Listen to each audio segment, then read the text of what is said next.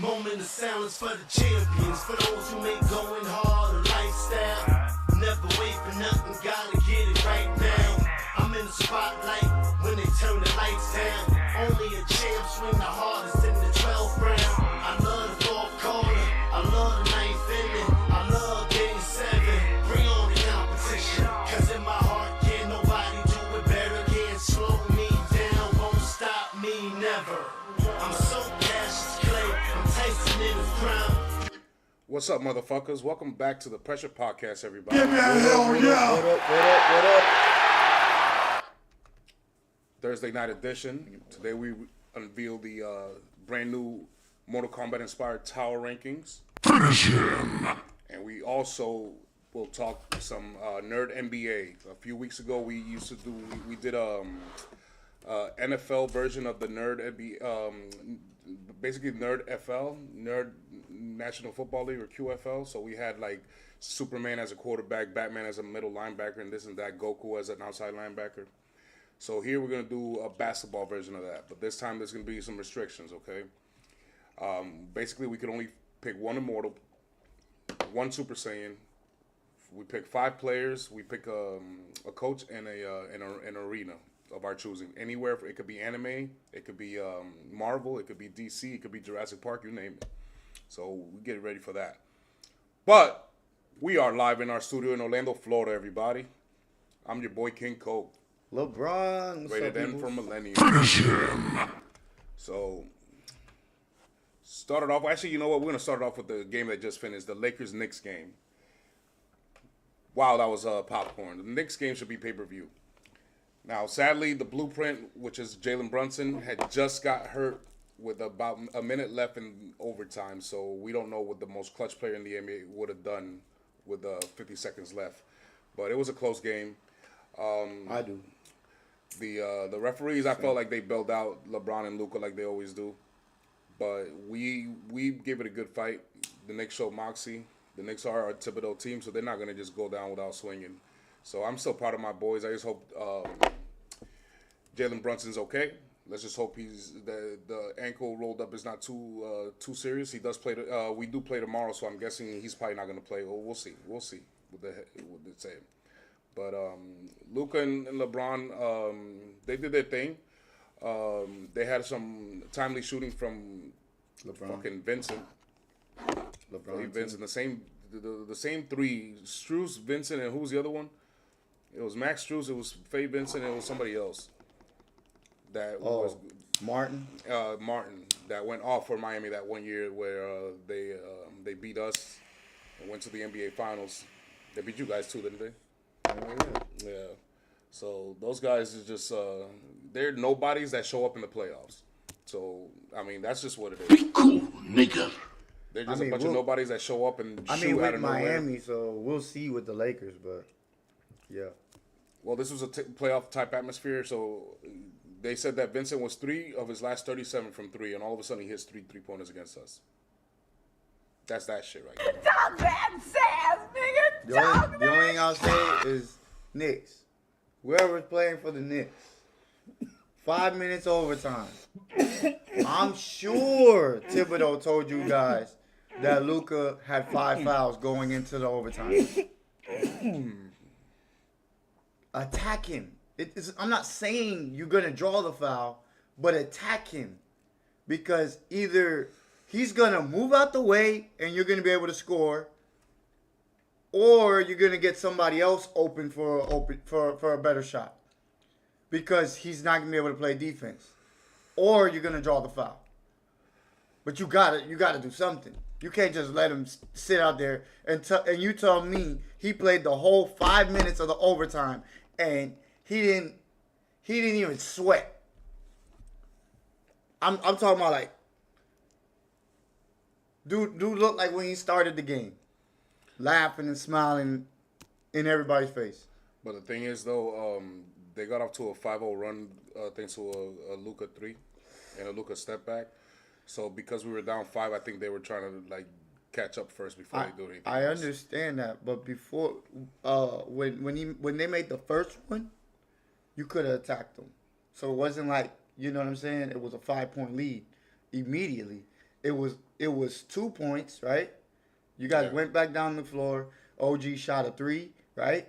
That's cool. I'm cool with that. But the second one, he shot it again. Instead of me, I would have attacked that. Yeah, but then the there second- was another. Then But there the was second another. time he was already down 5. Then there was, huh? The second time they were already down 5.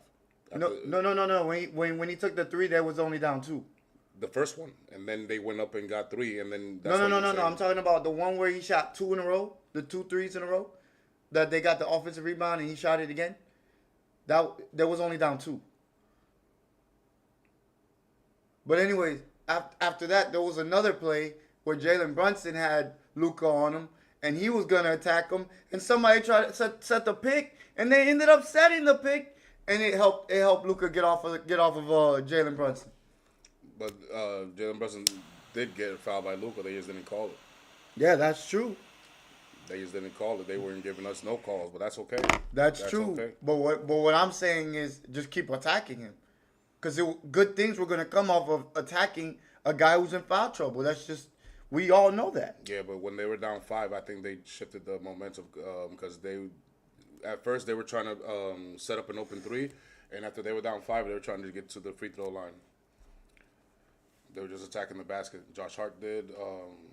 Cause if I was OG, I would have been attacking Luka the whole game.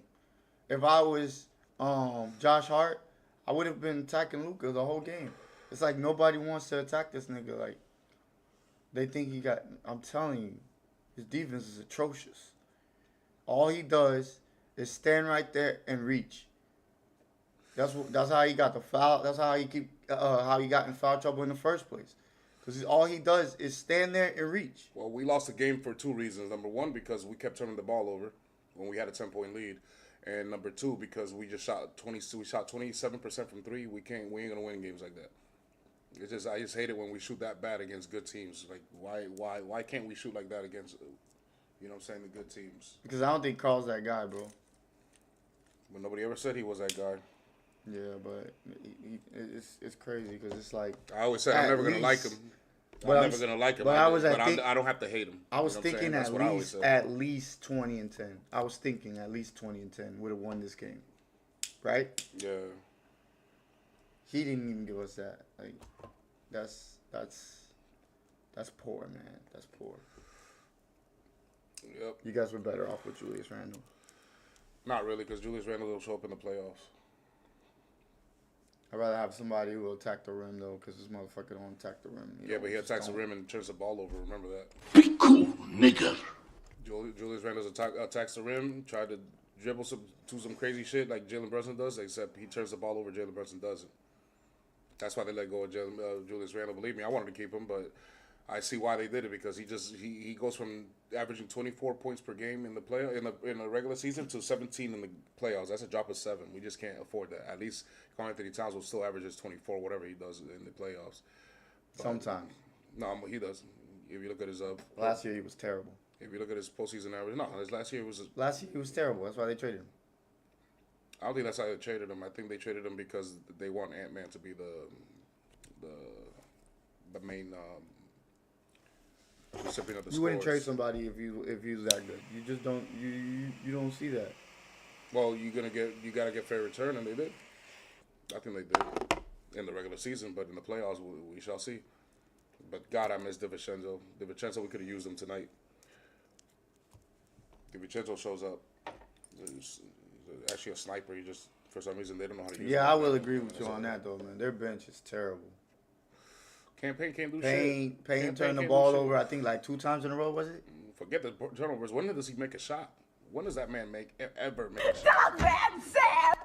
That man's just absolute. No good loser like you bum. Meanwhile, the Celtics got 2 guys who just broke a record that I thought that Klay Thompson and Steph Curry had long time ago, and that's 9 threes. They each had 9 threes in a game, and I guess that's the first time in history that's happened. He did say that. It was Tuesday or yesterday, and I was like, man, I would have thought, say you and most people would have bet money Steph and I mean, and Klay would have they did it. call them the Splash Brothers. However, However, everybody, the thing is, though, I remember how those games used to play out, and whenever those guys were on fire, they wouldn't even play the fourth quarter because they were up by so much that never got to play in the fourth quarter very much. So that's probably That's reason true, why. cause they're role players. So in that case, they would be out there still, as opposed to the star players who they probably sit. Correct. When you're up 30, 40 points against the average Yeah, team, that makes sense. you weren't gonna play them in the fourth quarter very That much. So absolutely, that might that be a reason absolutely why. makes sense. That's what I was thinking. Yeah, no, that makes sense. Speaking of Golden State Warriors, they won tonight, 121 to 119, a little closer than you would like against a Brooklyn Nets team that has nobody. But they were cooking with hot grease right now. The The league's Nets hottest team is rising in the West. The Nets too got their best player back though, Well, Cam Thomas. they're now 10-1 since the Butler trade. This team is legit. To me, this team is legit. They play defense, which is why they were the number one team in the beginning, the first month of the season. They were literally the top seed for those who even know. Jimmy's getting to the free throw line I think it's like eight times a game. Yeah. Well, actually, no, because Cleveland got it to they were undefeated at first, so they were the hottest team in the West in the first month, and then the league started catching Yeah, up. facts. And then OKC just kept on going. Yes, but this team is they're on fire. This is one of my favorite teams to watch in basketball. Not just because of Steph Curry, just because of the way they play defense and they play as a team game. You know what I'm saying? They play team basketball. I wish the Knicks played a little bit more of that. They got too many players not to be able to do that.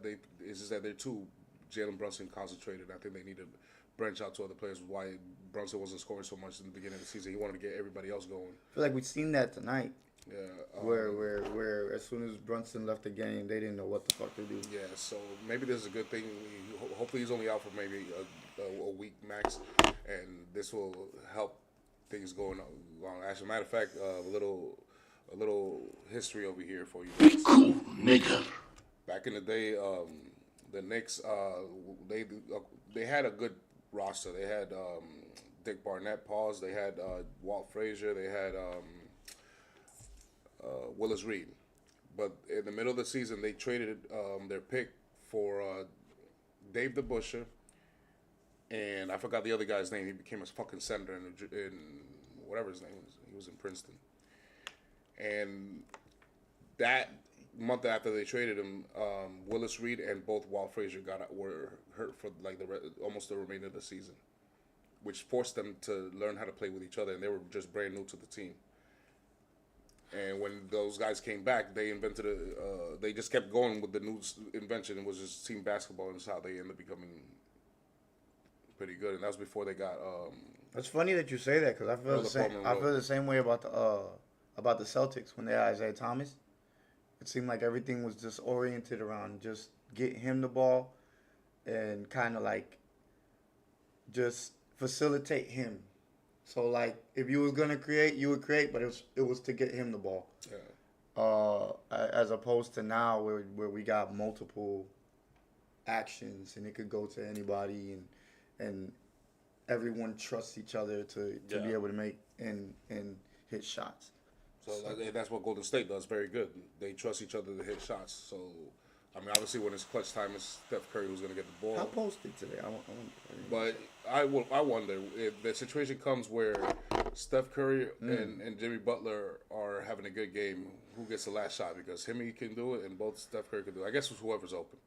That's what I would. Or whoever has the hottest hand. What would you think in the comments? I want you to tell me, who do you think would... what do you think would be the likely scenario if both Jimmy Butler, let's say it's Jimmy Butler on fire and Steph Curry? And I also think it's the matchup. Yeah, of course, the matchup does count. So if I see a matchup where I feel like, I mean, honestly, Steph, I feel like no one can match up with Steph. Steph is going to be able to get a shot off on anybody. But to take the right shot, I would look at the matchup. Because if Jimmy, let's say, has a point guard on him or something like that, I'm giving him the ball. I'm just gonna let him work in the paint because that's his shot. He usually hits that, so I'm expecting him to hit that. Well, Stop that, Sam! that is a good point because matchups, yeah, it do matter. But then there are times when it's Jimmy or when it's Steph Curry on fire. There's no matchup for him. No, I know that's what I'm saying. Yeah, there's no matchup for him too. That's what I'm saying. Steph, but I don't think Steph has. I don't think anybody can like hold him from doing what he wants to do. The only thing that stops Steph is Steph.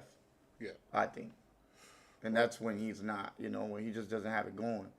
But when he has it going, He has it going. nigga, you ain't doing nothing. I don't care. I don't care how many people you throw at him. Well, it'll be interesting to see when that plays out. All right, let's get to the next topic. Here we have your boys, the champs, Tatum, stomp out boy. the Sixers. Tatum was MVP stupid, candidate's boy. cooking. I don't think he's gonna win the MVP, but he's an MVP candidate legit. The league's premier two-way player is Number his two final on form. my. Not bad, Sam. He's number 2 on mine, and then I think I got Donovan Mitchell number 3.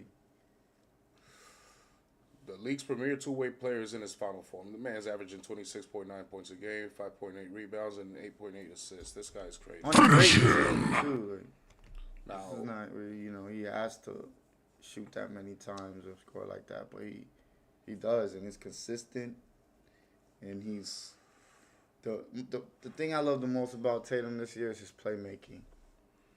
I feel like he's not buying into that double team. You remember when we used to see him like 2 years ago? I mean, this is before obviously the first finals.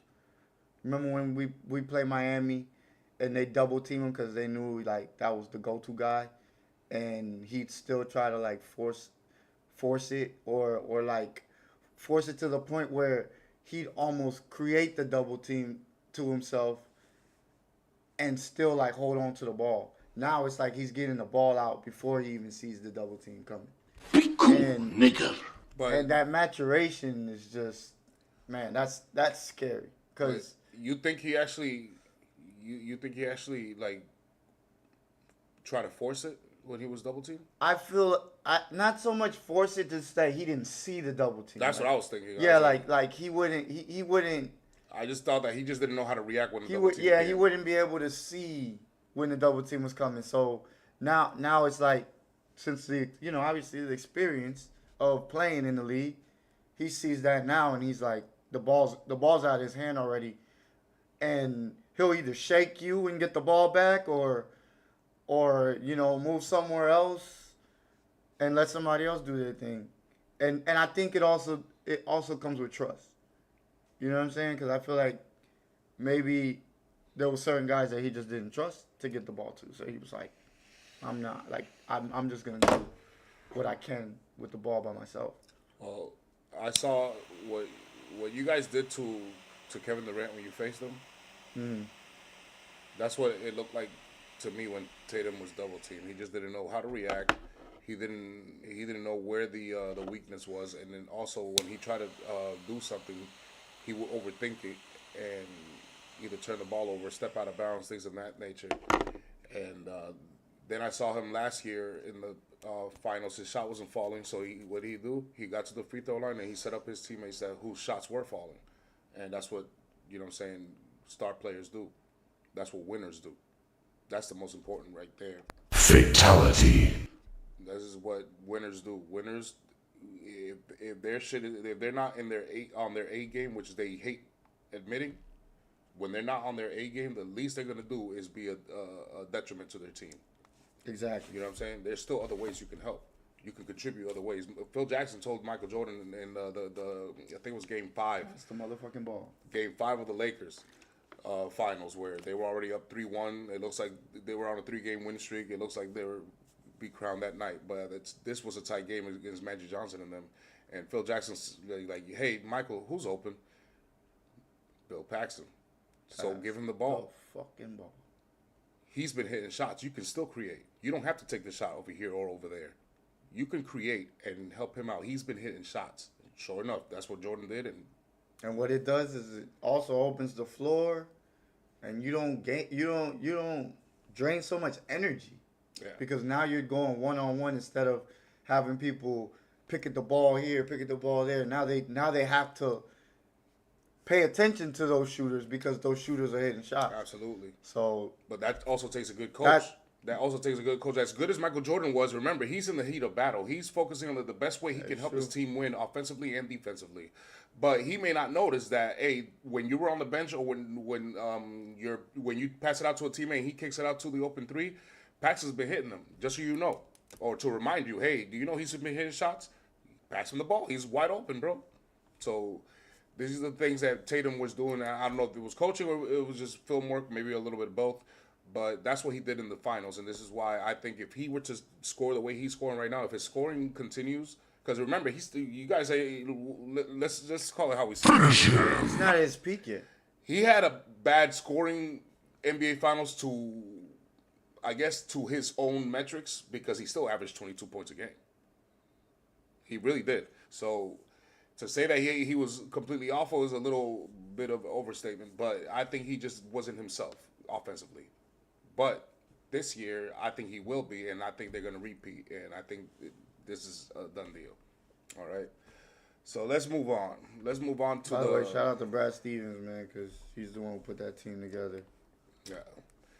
Let's move out to the power rankings, shall we, for the week 20. What you got? I got the Pistons at 10. The Timberwolves, I think, are going to start climb. I think they're going to climb a little bit. I put them at 9. The Bucks are at 8. Golden State starting to get up there. 7. I got Golden State at 7. Denver at 6. The Lakers at 5. Knicks stay at 4. OKC at 3. Cavs at 2. C's at 1. Yep. The top, I guess, 4 teams don't really change much because it's been the same like that for most of the time. Mm-hmm. All right, so this is the Mortal Kombat Tower Rankings inspired by Mortal Kombat, right? Is what I meant to say. Finish him.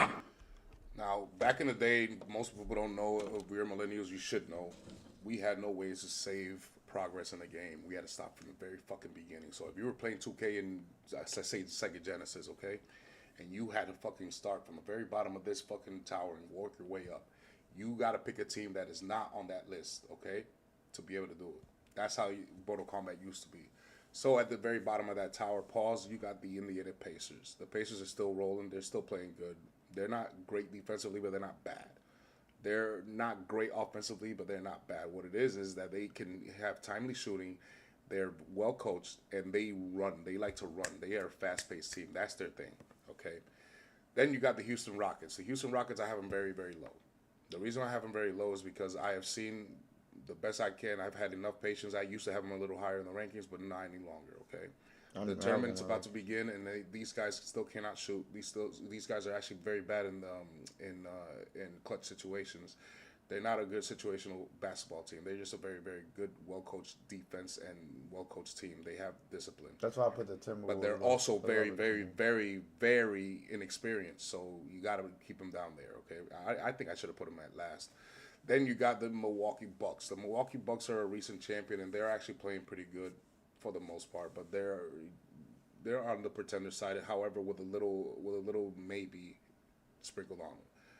Then I got Golden State Warriors. The Golden State Warriors are, to me, the hottest team in the NBA right now. Some people are going to say the Lakers. That's just brown sexuals. It is the Steph Curry led with Jimmy Butler in tow Golden State Warriors. A very, very disciplined defensive team, offensive team, and they got 2 of the best players that you could ask for in any. I mean, people talk LeBron, Luka. Nobody's talking Butler and Steph. Then you got LeBron, Luka, who just beat my Knicks right on top of that. You got to go to LA and you got to go to Hollywood and you got to play those 2 crybabies who are going to get a lot of fouls.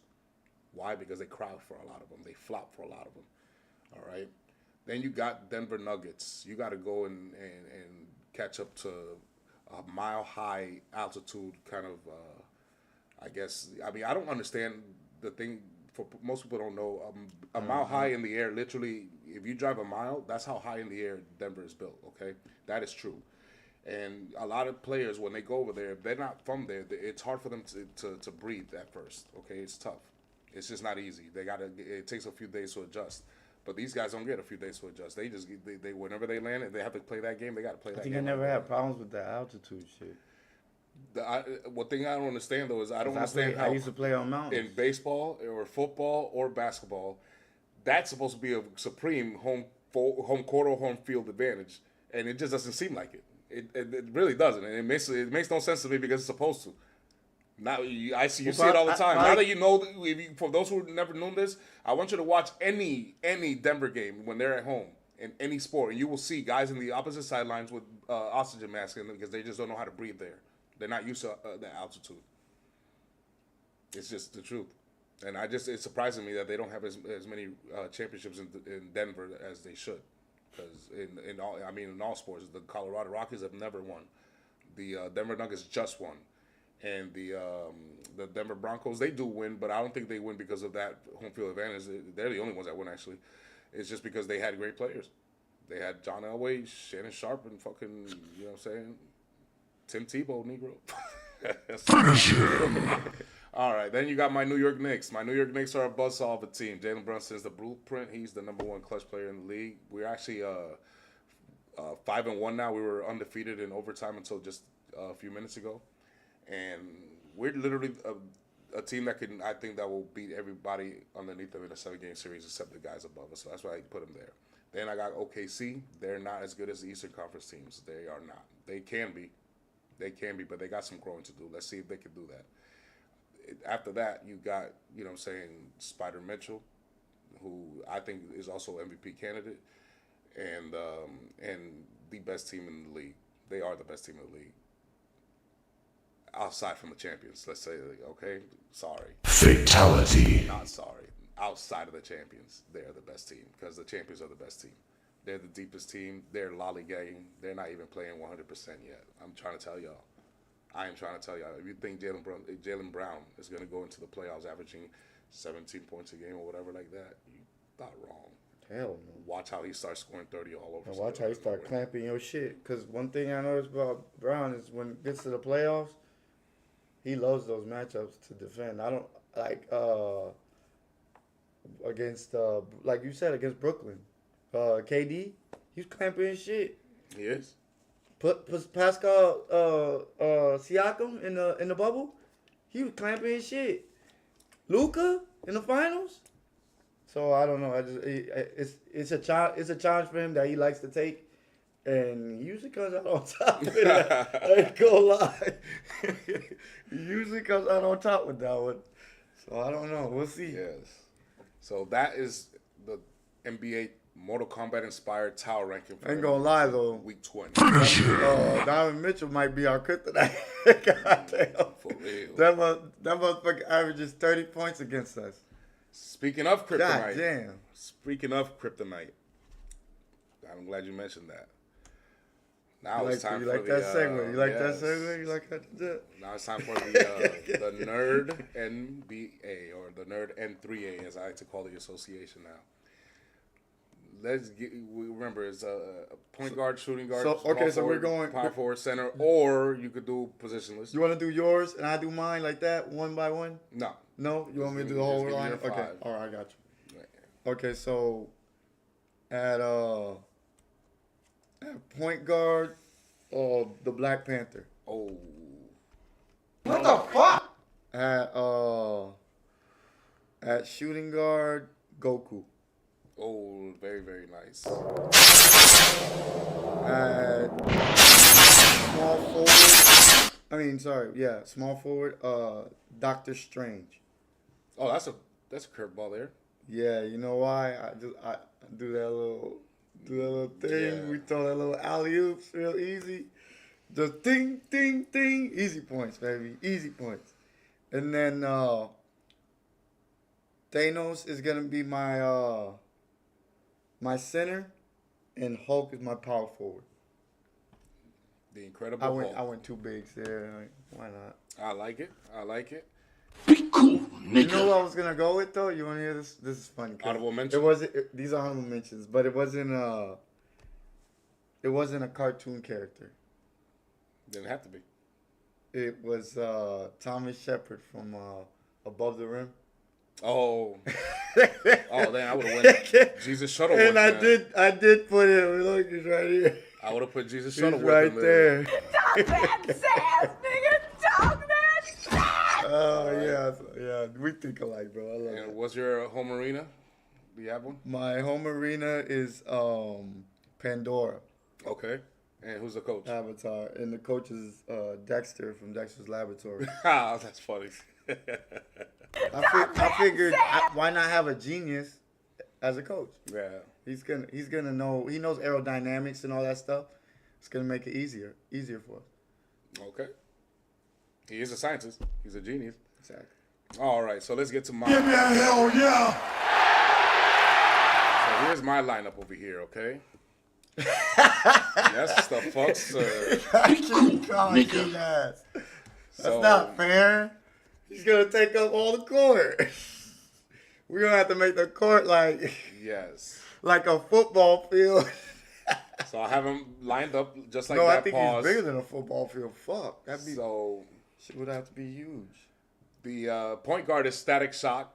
Static Shock's an underrated superhero. Oh, that's a good one. I was actually. For those who don't know, Static Shock is basically like the speed of light. He can control, become, and manipulate electricity and energy. And that's what I need in my team is fucking energy, baby. Stop it, Sam! Next, I got Batman Beyond. Not Batman, Batman Beyond as my shooting guard. I wanted to put that out there because he's one of my favorite characters, too. That nigga was fire. This guy is basically Batman, but he is nowhere near as smart as Batman. But guess who's in his microphone ear? Guess who's in his headset? Bruce Wayne himself, telling him everything he needs to do and how to do it. So that's why. Then I got Vegito, Super Saiyan Blue Vegito. I got both Goku and Vegeta. Finish him! That's smart. Though. Wearing the earrings at Super Saiyan 4 is small forward. We all know who Goku and Vegeta are. Then I got my only immortal of the team is Apocalypse. Now, Apocalypse literally is a cheat code. He isn't immortal, so he can't be killed. But the thing about it is that he literally has everybody's superpower. He has every superpower that in the world of X-Men, he has it. Okay? And that's my power forward. And then we got King Kong. That's my center. He's not really smart. He doesn't have to be. He's just brute strength and can get to the rim at will. That's my Shaq, basically. That's his Shaq. Shaq on steroids and Super Saiyan. And mine's Hulk. That's gonna be a hell of a No, battle. you know what? That's Gohan if he had his tail and stared at a full moon. That's what he is. Fatality. And then my arena is the X-Men Danger Room where anything can happen. A lot of shit is possible in that room. It's very, very, very, that's what they call it, the Danger Room. And who's inside your of the coach? dome. And the coach is Magneto. Magneto. I went with the next man. I was going to go with You what's know his who I name? was gonna go? You know who I was gonna grab? But I felt like this was cheating. Shang Tsung. Yeah, Shang Tsung. Cause he could just duplicate any of these players that I Yeah. got. He could just turn into him and pause and That's crazy. yeah, he's like Ditto in Pokemon. Ditto was that little pink thing that could turn into any Pokemon. Yep. He Exactly. uses moves. So the coach I was thinking of was two of them. It was Master Shredder, not Master Shredder. What's the rat's name from Ninja Turtles? Splinter. Master Splinter, or Obi-Wan Kenobi. But I went with Magneto. I wanted someone who was angry. I want a pissed off coach. I was thinking Darth Vader too. Yeah. I was thinking I wanted a pissed off But coach. then I was like, no, why not just have a genius? If I have a genius, he's just gonna make my team that much better. Yeah. Nah, I want a Nazi concentration camp survivor who control metal. That's what I want. I want Magneto, goddammit. Remember that episode, Dexter's Lab, where he does where they play dodgeball Yeah. and he Oh, fucking. no, I don't know that. But Oh, okay. I don't know that's Okay. All right, baby. We're going to wrap it up over here. We had a late start because of the next game went to overtime. But we will see you on Saturday. Saturday, we will recap some of the NBA and make some predictions. And then we're also going to reveal our players under pressure for Week 20. Okay? Yes, sir. And if we want to, let's do another Nerd BA the exact same way. Another 5. You pick another 5. Or actually, let's do a baseball one. Why not? Let's throw a curveball in there. Let's do baseball. Baseball. Do All right. one of those. Unless you could think of another sport. Nah. Yeah, right. What? Golf? Nah, fuck that shit. Fuck out of here. Hell no. Hell to the no. So Who the fuck's gonna want to play golf? yeah. No disrespect. Yeah, since baseball season is about to start, why don't we don't really talk much baseball here. We throw in sometimes, but we're gonna have some fun with this. Let's play a baseball team of fucking superheroes and shit. Let's see what we could come up with. All right, because I like this shit. It's just kind of funny. All right, everybody. Yeah. We'll see you then. Please feel free to comment, leave a like, subscribe, Appreciate the viewers. and remember, we are the Pressure Podcast, the only podcast where viewer has say. We could put you on a little screen right here. I'll send you a link so you can hop on the mic and talk your shit. Finish him. All right, y'all. Appreciate y'all and see you Saturday night at midnight.